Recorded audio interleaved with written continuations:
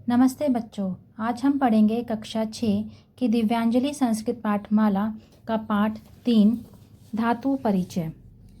अब आप सोचेंगे कि धातु क्या होती है। जिस प्रकार से अंग्रेजी भाषा में हम डूइंग वर्ड्स पढ़ते हैं, रन करना, रनिंग, ईटिंग, राइटिंग, रीडिंग, इसी तरह से इन सब डूइंग वर्ड्स को संस्कृत भाषा में कहते हैं धातु। अब जैसे कि हम कहते हैं लिखना, लिखना की संस्कृत होती है लिख। बोलना, बोलना की संस्कृत होती है वद। पढ़ना, पढ़ना की संस्कृत होती है पठ। तो आपको सबसे पहले तो ये याद करना है कि संस्कृत में हम डूइंग वर्ड्स को क्या बोलते हैं। लिखना, पढ़ना, खाना, भागना, दौड़ना, ये सब आपको याद करने हैं। इनको कहते हैं धातु। अब जिस तरह से अंग्रेजी भाषा में हम पढ़ते हैं tenses, present tense, future tense, past tense, इसी तरह से संस्कृत भाषा में भी हमारे काल होते हैं। जो हमारा हिंदी में होता है वर्तमान काल, जिसको हम प्रेजेंट बोलते हैं, प्रेजेंट टेंस, संस्कृत में उसको बोलते हैं लट लकार। क्या बोलते हैं? लट लकार। हिंदी में हमारा होता है भविष्यत काल, जिसको हम इंग्लिश में बोलते हैं फ्यूचर टेंस, जो आप सबको पता ही है फ्यूचर। तो संस्कृत में उसको बोलते हैं लिट लकार। लिट लकार, ल के पैर में हमारा र है। हिंदी में हम बोलते हैं भूतकाल, इंग्लिश में पास्ट टेंस और संस्कृत में लंग लकार। ठीक है, तो इस तरह से हमारे संस्कृत भाषा में भी 3 लकार होते हैं, लट लकार, लिट लकार, लंग लकार। Present tense, future tense and past tense. ठीक है, अब लट लकार, हम लट लकार पढ़ेंगे कि लट लकार में हमारा क्या होता है। इससे पहले आपको पता होना चाहिए ये प्रथम पुरुष, मध्यम पुरुष और उत्तम पुरुष ये क्या चीज़ है।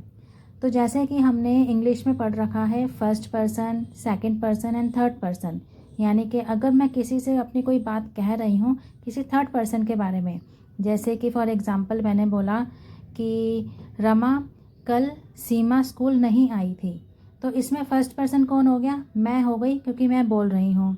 सेकंड पर्सन कौन हो गया? रमा, जिससे मैं बात कर रही हूँ। और थर्ड पर्सन कौन हो गया?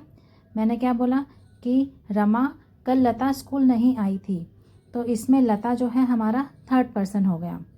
ठीक है, तो इसी तरह से हमारे संस्कृत में भी फर्स्ट पर्सन, सेकंड पर्सन और थर्ड पर्सन होते हैं। जो हमारा फर्स्ट पर्सन होता है उसको कहते हैं उत्तम पुरुष। क्या कहते हैं? उत्तम पुरुष। जो हमारा सेकंड पर्सन होता है जिससे हम बात कर रहे हैं उसको कहते हैं मध्यम पुरुष। और जो हमारा थर्ड पर्सन होता है जिसके बारे में हम बात कर रहे होते हैं उसको कहते हैं प्रथम पुरुष।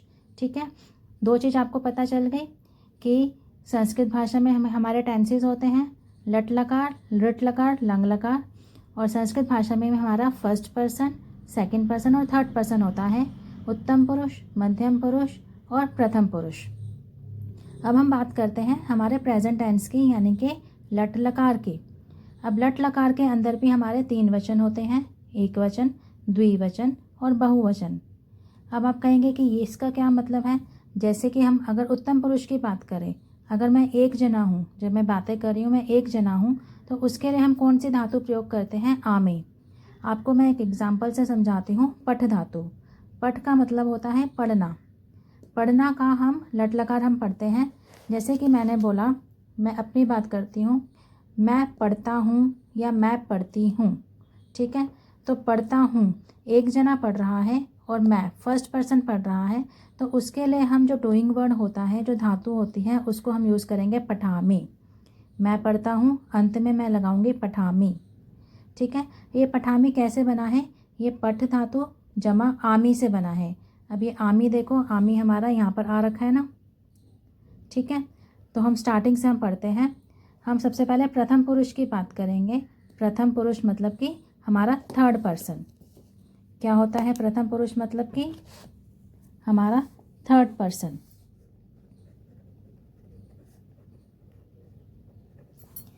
अब जैसे हमने बोला कि वह पढ़ता है, तो वह की संस्कृत तो हम बाद में बताएंगे।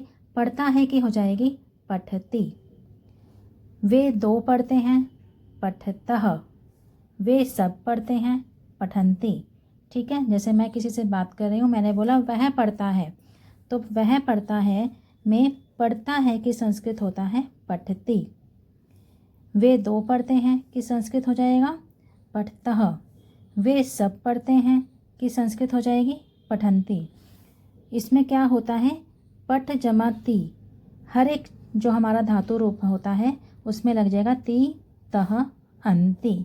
ये आपको याद करना पड़ेगा, ती तह अंति। यानी कि ये जो धातु रूप है इसका अगर हम मूल में हम करें तो ये होता है अति।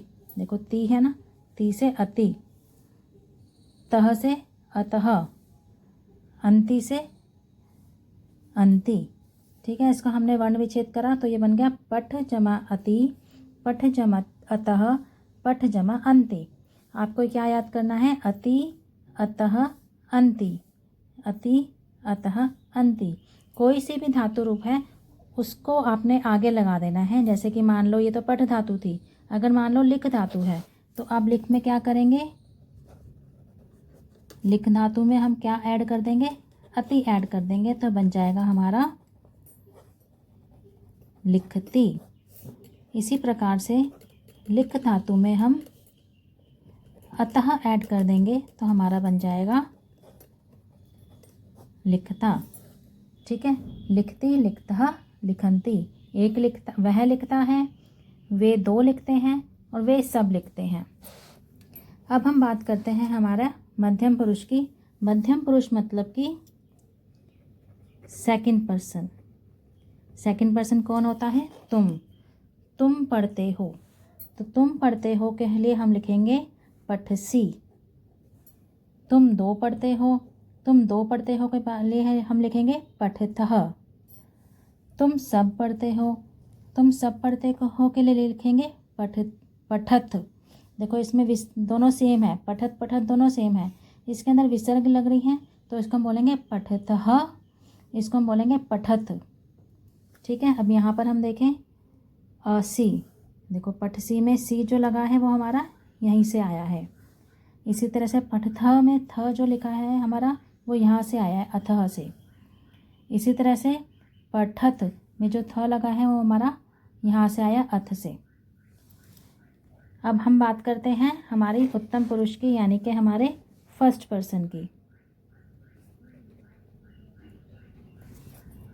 मैं पढ़ता हूँ यानी कि पठामी, तो यहाँ लग गया हमारा आमी। हम दो पढ़ते हैं तो हमारा आ गया पठावह, आवह।